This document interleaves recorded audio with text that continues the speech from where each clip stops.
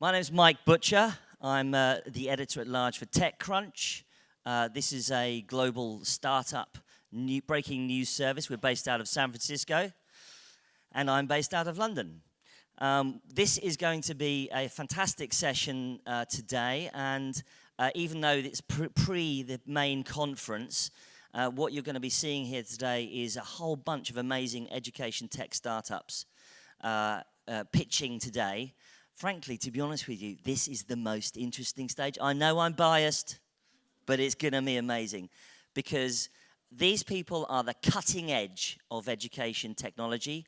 And how do we affect the next billion people on the planet? And how do we educate the children of the future with education and with technology? Because technology scales to 1 billion people. Okay. Try printing 1 billion textbooks. It's going to be tricky. Now, we've got some fantastic sessions this morning. We're going to do content sessions this morning, a couple of panels, then a workshop, and then the pitches. Okay? So please hang around. We got a session on the highs and lows of EdTech in the global north and the global south. We'll then talk about investing in technology startups in the education field.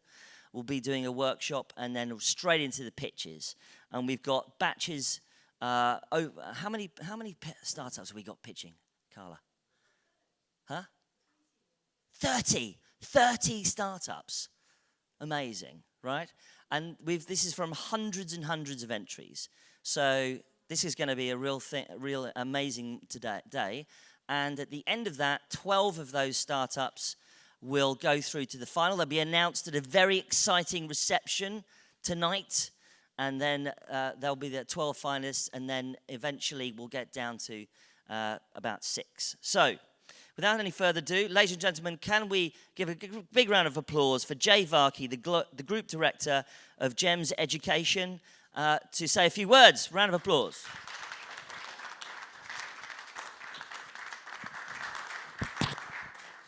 Good morning, everyone. Welcome to Dubai. On behalf of the Varkey family, I would like to welcome you to Dubai and to the 7th Global Education and Skills Forum. Congratulations to all of you for being selected as the 30 finalists to compete in our Next Billion EdTech Prize. Just by being here, you have showed great ingenuity, bold vision, and most importantly, the grit to keep going against the odds. I thank all of you for blazing the trail for those who will follow. We are very proud to host the Next Billion EdTech Prize for the 2nd year in a row. Last year was a tremendous success. Our 2018 finalists have gone from strength to strength, signing countrywide distribution contracts, receiving new investment, and achieving rapid growth. Our winner last year, Chatterbox, has expanded their language provision, doubled their client base, and raised their seed round. Learning Machine and the University of Bahrain have partnered to launch one of the first blockchain credentialing initiatives in the Middle East. BizNation, meanwhile, has since been named by the World Economic Forum as one of the 50 companies reshaping the future of LATAM. They've also hired 11 new staff and seen revenues grow by 55%. And I'm sure many of you in this room will go on to become heroes in the world of education technology. I look forward to following your journey as you transform the lives of young people throughout the world. Please use your time at GESF to meet some of the most important players from the spheres of both education and technology, venture capitalists, education ministers, foundations, academics, and most important of all, the world's best teachers. And finally, in case you are wondering, the Next Billion Prize was named to wake up the world to the billion young people that are being denied a good education. Together, let's bridge this great education divide. Good luck today, and thank you. Fantastic. Thank you. Thanks very much, Jay. Now, a quick announcement. Who's a startup here? Put your hand up if you're a startup. Are you pitching? Keep your hand up if you're pitching. Right, if you are pitching, you're a startup, we have seats reserved for you at the front. So if you are a startup and you're pitching, come and sit at the front first 2 rows, okay? Because then you'll be able to come up and down, and then it'll be easier. Because also it means that the people who come in will have somewhere to sit. That'll be great. Thanks very much. Right, let's get to some content, ladies and gentlemen. So the global north, the global south, these are areas which are, some of whom are producing some of the most cutting-edge technology in the world. And of course, there's a huge need in the global south today. And we're going to have a session now on that subject, featuring three key people in space. Kirsten Campbell-Howes, if you could come up. Kirsten, come on up. Mark Seabrook, Kirsten Campbell-Howes, Head of Education with Busuu. Round of applause for Kirsten. Mark Seabrook, Mark, come on up. Round of applause, who's Chief Operating Officer of Snapify from South Africa. And to moderate this session, Carla Eertz with GEMS and GESF. Come on up.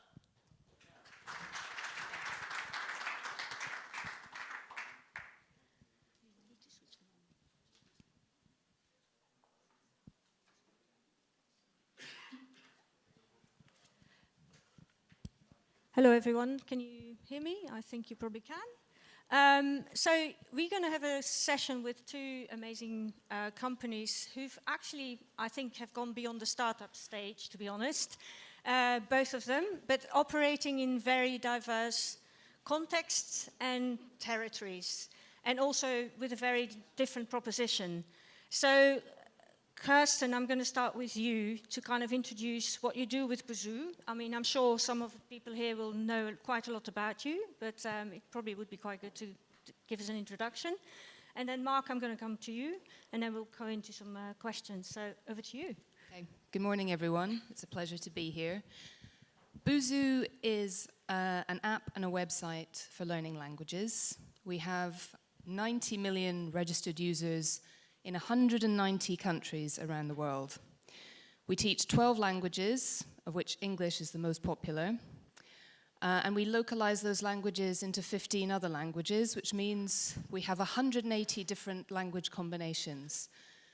So that could include Spanish speakers learning English, but it could also include Polish speakers learning Turkish. So we cater to a lot of different people learning languages in a lot of different contexts. We've been around for 11 years, so arguably, as Carla says, we're not a startup now, but our CEO likes to keep that startup energy. We were founded in Madrid by two entrepreneurs who had been learning languages themselves as adults and were frustrated with the experience they were getting from textbooks and traditional face-to-face learning. And this was at the time when Facebook was just becoming popular. And they thought, no, this social network idea, this is perfect for language learning. This is the perfect way to connect people all around the world who want to learn languages. And that's really at the heart of what Busuu does. So we have what you might call traditional self-study language courses, but importantly, we also have a community where we connect people who are learning languages. So you have the opportunity to practice the language that you're learning through what we call conversations. And those can be written or spoken conversations where you share your ideas, your response to questions, and you send either speech or text out into the community. And we pair you up with someone who speaks the language that you're learning, and they give you feedback on what you've written or spoken. And from this, friendships develop, conversations develop. We've even had a couple of marriages through the community. So it's a very friendly, very warm, very open space. We don't have traditional teachers. It's very much peer-to-peer. And we believe in connecting people and breaking down language barriers that way. Thank you very much. Mark, tell us about Snapify, which is quite an interesting history. So, yeah. Definitely. Good morning. Thank you. I'm Mark Seabrook from Snapify. I'm COO at Snapify. Snapify is not really a startup business anymore, but in a similar way still certainly feels from day to day like a startup business. We still certainly have that startup energy as well. We're primarily focused on digital content solutions for the education industry. Founded in 2012 and launched at the Frankfurt Book Fair, Snapify was initially focused on companies that had traditional content and were looking to get that content into digital formats and onto digital platforms, initially focused on the South African market. Over the last 3 years, the company has shifted its focus primarily on the education industry and expanded its reach into Africa and other key English-speaking markets. Our core product offering, Engage, is a digital platform and marketplace. It allows institutions to have a turnkey digital library solution, full ebook retail store, resources, groups, and user management for their institution. Paired with that is a product called Insights, which is our analytics tool. This collects user data through our reader apps and reading behavior. Currently in our databases, we have about just shy of 500 million reading events. This information is then analyzed and visualized for institutions. They can draw conclusions for that and make meaningful learning interventions. Underpinning Engage and Insights is our suite of reading apps. These are available cross-platform, multiple content formats, and support full offline reading, which is very relevant in our markets. We then have a product called the Snapbox, which is a hardware solution. This piece of tech allows us to overcome challenges in low bandwidth or no bandwidth markets where connectivity is often difficult. It allows us to deploy our solution in markets where there is no connectivity at all. And in markets where there's good connectivity, it allows our clients to make significant savings on their bandwidth. At the moment, Snaplify have just under 500,000 users. This is across 1,500 educational institutions using different tiers of the Snaplify platform, primarily in South Africa and Africa, but we're seeing growth in other English-speaking markets like Australia, New Zealand, the UAE, and North America. Thanks, Mark. I think what's very interesting is that you both have, stemmed from a startup environment, and you've, like Mike was hinting at earlier, the concept of scale for you both has been really, quite dramatic in some cases, but also has given you quite a lot of challenges, I should think. So, Kirsten, would you like to sort of give us a bit of a snapshot on what challenge that was for you, because that will be really of interest to the audience in the room? I would say the biggest challenge for us has been focus. Because we are around the world in so many different contexts and we're popular in so many different markets, it can be a struggle to know where to focus, where to put our time and our energy. And I think that's a constant battle, and you have to keep checking with yourself, am I using my time and resources to pursue the best projects?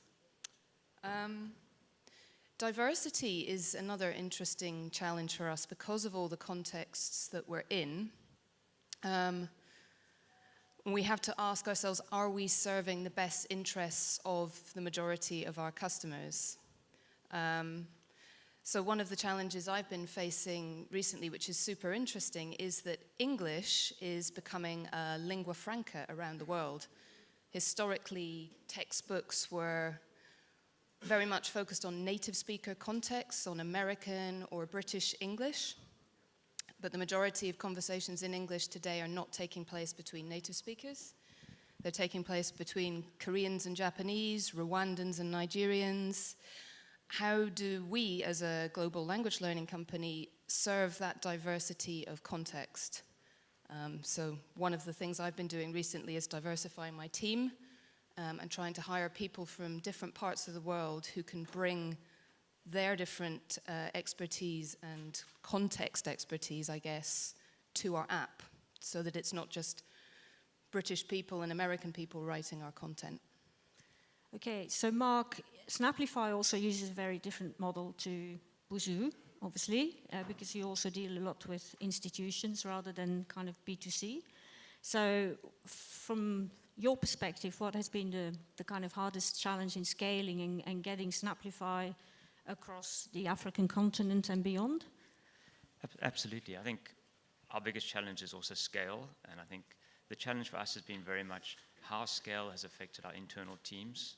We, about a year ago, made a decision to move to a SaaS model with our core product and to make a free offering available, and that certainly has presented a lot of opportunity, but with that opportunities come a lot of changes internally and a lot of challenges. I think it's helped us really look long and hard about usability issues with products. Suddenly when you've got that many institutions signing up for free, things that possibly didn't bubble up before from a tech point of view start to bubble up very quickly, and you need to have a very honest look at that and look at how you're going to get those things right. Because the reality is, as a startup company, you're never going to be able to get the sort of the staff and the structure you need to service the market as fast as that market is growing. It's also been a real challenge internally just in terms of the roles within the business. It's fundamentally changed the way we look at our sales teams and what they do. They aren't necessarily going out and calling on institutions and selling to them, because practically that doesn't scale globally.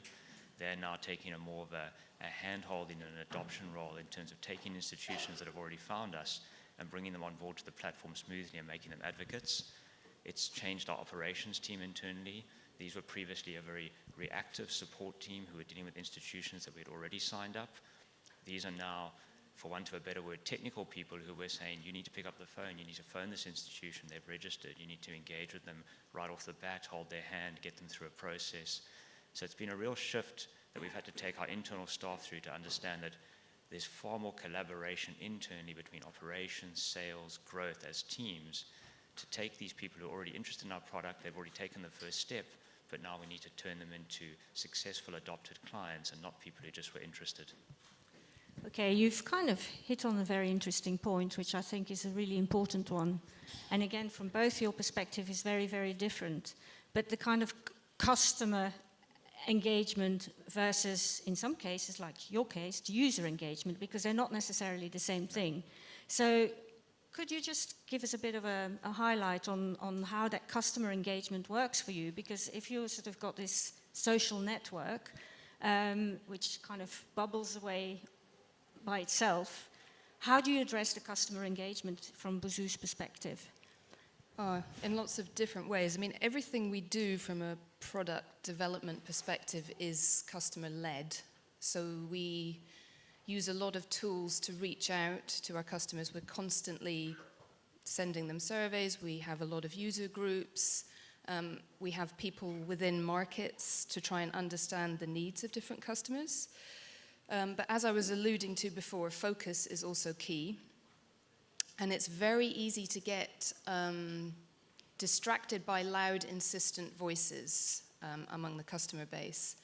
And you sometimes have to be very strict, because it'd be very easy to pay attention to very opinionated people, but they're not necessarily representative of your core customer groups. So we try and be very quantitative as well as qualitative with our customer engagement. And we have something we call the customer feedback bank. So we collect every piece of data that we get from customers, every request, every response to a survey. And we use that to track what are people really asking us for. Because if it's 5 people in one market, it's probably not necessarily something we want to pay attention to now. But if it's 5,000 people in a multitude of markets, then that definitely is something that we want to pay attention to. Can I just, before I move on to you, Mark, can I just ask you then, how you know, when you get all that data, how do you then respond as Boozoo, and how quickly do you respond, and how quickly can you respond? Because they're all slightly different things. And so, because if you have a scalable operation that needs to respond, and especially a content operation that needs to respond to one of those surveys or user behaviors, how do you kind of activate that response? We can respond to large things in a couple of hours, if it's an app crash or something like that. In terms of changing our content, we're very agile with our content. Our entire education team runs in sprints with the rest of the company, and we try not to do any of that kind of waterfall project management stuff. And we're constantly trying to keep abreast of research in applied linguistics, in machine learning, and bring those ideas into what we're doing. And we experiment all the time and get feedback all the time. And if we see, I'll give you a concrete example. We tried a method of grammar teaching where we were testing people before we taught them, which works well in the classroom. But our customers told us, we hate this. Tell us the rule and then test us. So we found within a couple of months of trying that, this is not working for our customers. So we pulled that back. Okay, thank you. Mark, kind of the same question for you, although you're obviously, again, much more institution-led. So how do you kind of respond to that? Because when you deal with schools especially, and you quite often might get a few teachers or one teacher say, I really think you should be doing X, Y, and Z. And it has been known that startups, what you were saying earlier, Kirsten, is that you also need to stay really true to what you're doing and not just listen to, you need to listen, but you also need to know what to listen to. And in school context, that can be really, really hard because they're also your paying customers, right? So how do you kind of deal with that dilemma? Because I think people here who are going to deal with schools can easily get pressurized by one or two schools in their early stages, and that can give them, some issues later on. Absolutely. I think the answer is you deal with it very carefully. We certainly have seen that historically we were very client-focused when it came to where our feedback came from and how we responded to feedback, how that fed into our product innovation. We also have in a similar way, we also are very, very rapid with our product development. We work in 2-week sprints. We bring feedback into those sprints rapidly. But one of the challenges with having rapid sprints is the desire to want to change things as quickly as they come up and try and fix everything. And in the last year, we've tried to broaden where we get our feedback from, not to only get feedback from the institutions, the paying customer, but to get a much broader feedback. We use various ways to do that. We have 24-hour live chat, which has been really interesting, because what that means is we're no longer getting feedback from the institution when the salesperson or the account manager calls them.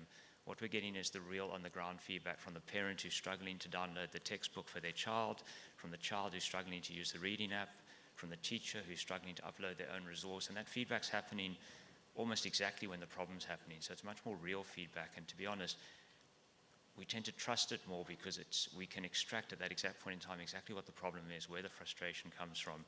So, and what we found with the institutions is if you can harness that feedback and make sure that they're aware that you're getting it, that you're dealing with their students, their teachers, the parents of their students, and they're aware that you're listening, it often overcomes the fact that you're not always taking their suggestions and implementing them straight away because you're still servicing their customer as well. It is a balancing act, there's no doubt about it. You have paying clients, and you do need to take their requests seriously, but you've also got to be sure that their requests are what's right for the business. Great. Now I'd like to sort of talk a little bit about business models and how that works, because Buzu, you operate in a huge variety of contexts with different levels of GDP and all that kind of stuff. So how do you define a business model for a company like yours that actually works, obviously, from your perspective, but first and foremost from your users or your paying customers' perspective? And how has that journey happened? Can you share some of that with us? I can try. The app stores bring problems of their own, but they kind of solve some of this for us. So a lot of our growth has happened because there are app stores and people go on them and they look for language learning apps and they find us. And over the last 10, 11 years, we've become pretty adept at performance marketing. So we have a team who knows how to work app stores, which is a dark art that I'm not super familiar with in my education space. But pricing is an interesting one. You alluded to that. We experiment a lot with pricing models. We A/B test them in different markets. And we have a different pricing model depending on whether you're Android or an iOS user or a web user. We have very rigorous discount modeling system as well. It's super complicated. The spreadsheets would give you a migraine if you saw them. But we have a very adept finance and marketing team that are constantly tweaking this model. And we see machine learning coming into this now, which has been the kind of innovation in the last year. So we're really able to take some of the strain away from the humans and Excel, and we're working towards more kind of predictive modeling of discounting and pricing. Mark?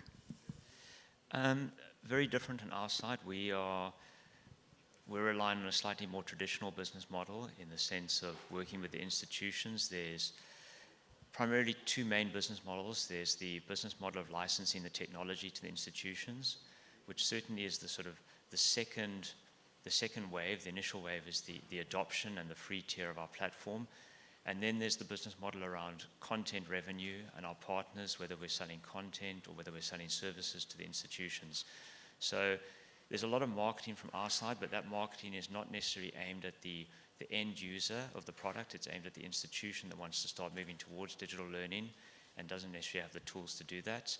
And then a big part of where we also make our revenue is partnerships and finding the right partners in the right markets, whether it's a market we're not involved in at all and we're going to go into that market with an agent, or whether it's a content partner that's going to help us unlock certain opportunities in a market.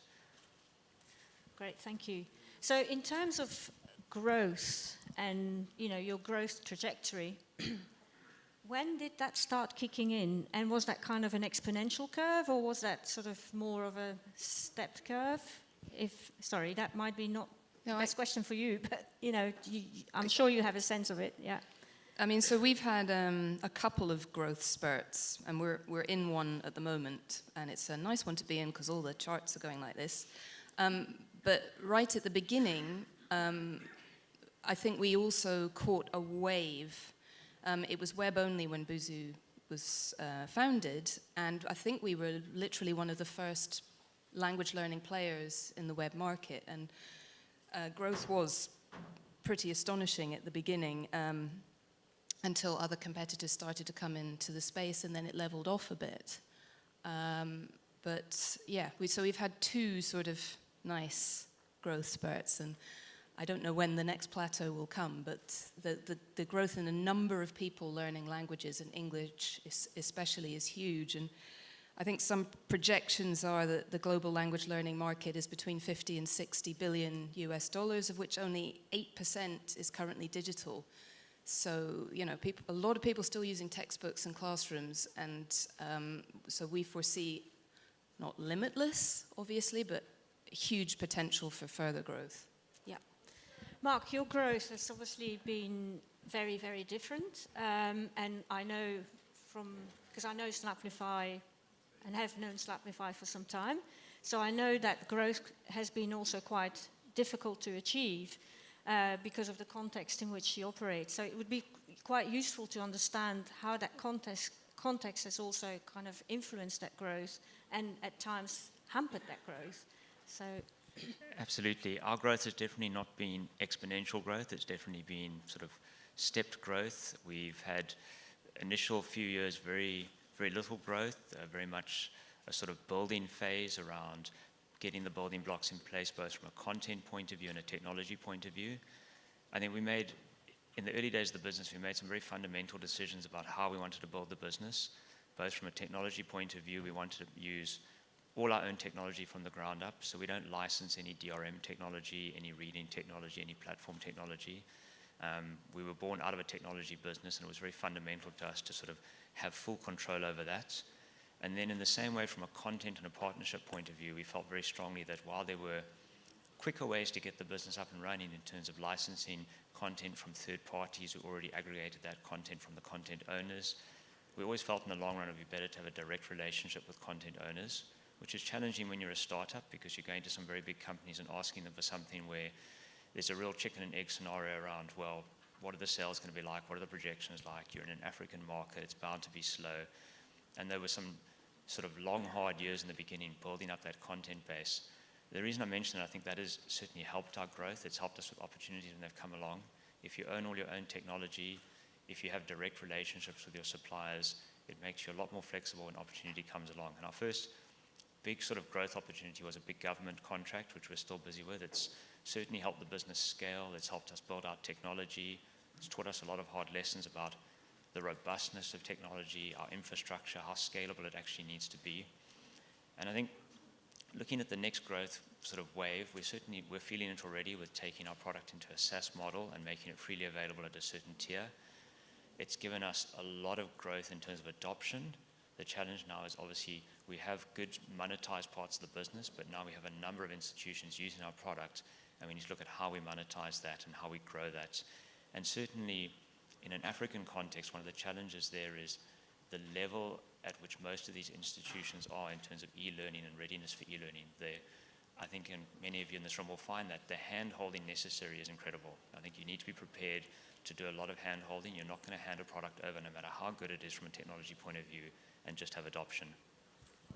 Thank you. I'd like to open this up to the floor now. You may have to speak quite loudly because I've been a bit disorganized and I haven't made sure that there are mics floating around the place. So my apologies, but if anybody wants to ask a question, or has an observation, we would really like you to share this with us. So raise your hand if anybody. Oh gosh, you're a very silent bunch. Yeah. Yeah, no, I was disorganized about making sure that they were roving, Mike. So, okay. Did you have a question? Yeah, a question at the front here. Yeah. Yeah, it's for the Buso. The question is ki... Oh, sorry, can you tell us who you are and where you're from? Sure, Yeah. sure. Yeah. Shall I stand up? Yes, you can. Yeah. Kamal, founder of Ogly. Okay. So the question is ki, Duolingo is a company, primarily same as you. How the gamification and the engagement goes hand in hand? Because you and Duolingo, the biggest differentiator currently is the gamification. So how do you see gamification? Do you have the plan for that? And what's the plan? Yeah. Gamification is a really interesting word at Buzu, and one that we've talked about a huge amount over the last... I've been with Buzu for nearly 4 years. And when I joined, it was kind of at the tail end of the gamification hype cycle, at least in the UK. And we had a lot more gamification in our app at that time. It was hugely gamified in some ways. And again, to my point about knowing where to pay attention, we had a minority of highly opinionated people who adored gamification.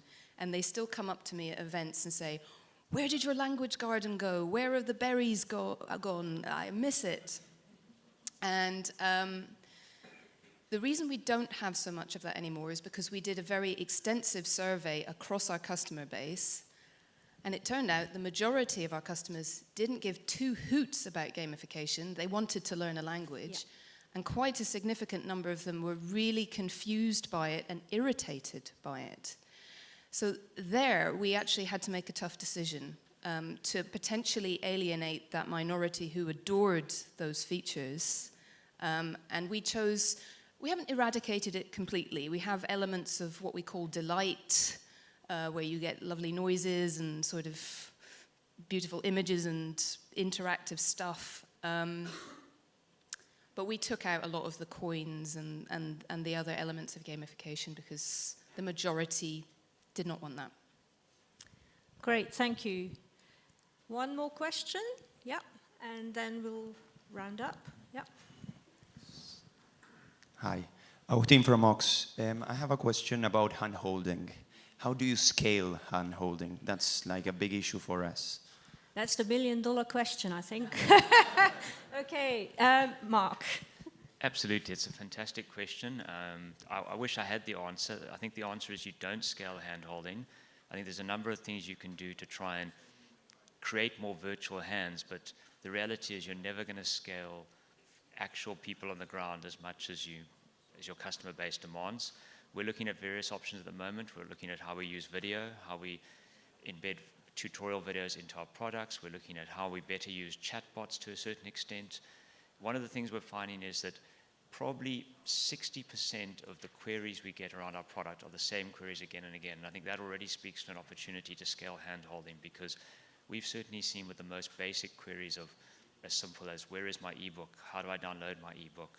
What platforms is it available on? Those are questions that you don't need an actual person to answer, but you need some very smart tech and you need to build it carefully. So there are clever ways to do it.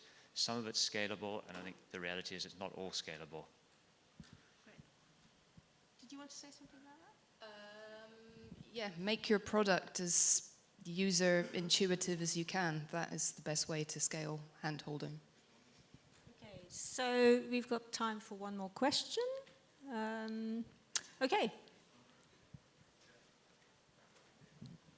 Hi, my name is Claire. I'm from Mshule, based in Kenya. So this is just a follow-up to that question, because I think a lot of us are from emerging markets where you can't rely on baseline digital literacy, and often people are using digital tools for the very, very first time.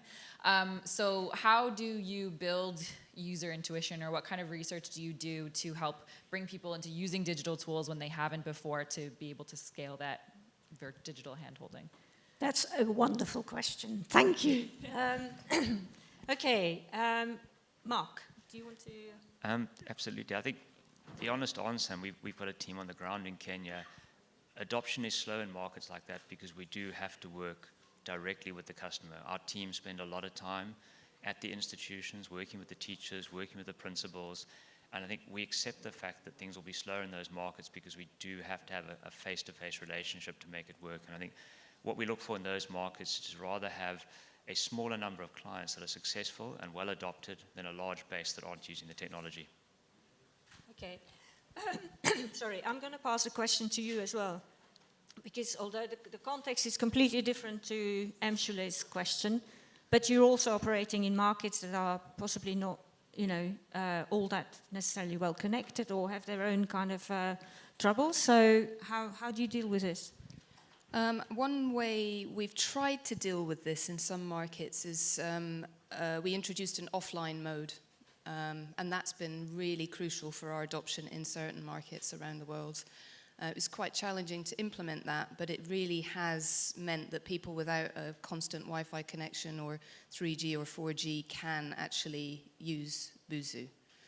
And the other point I would make from past experience, I think, is make sure you're solving a real problem in those markets. I've seen examples of, I've seen people blame the infrastructure or lack of digital literacy in some markets where it's actually just not a very good product fit for those markets.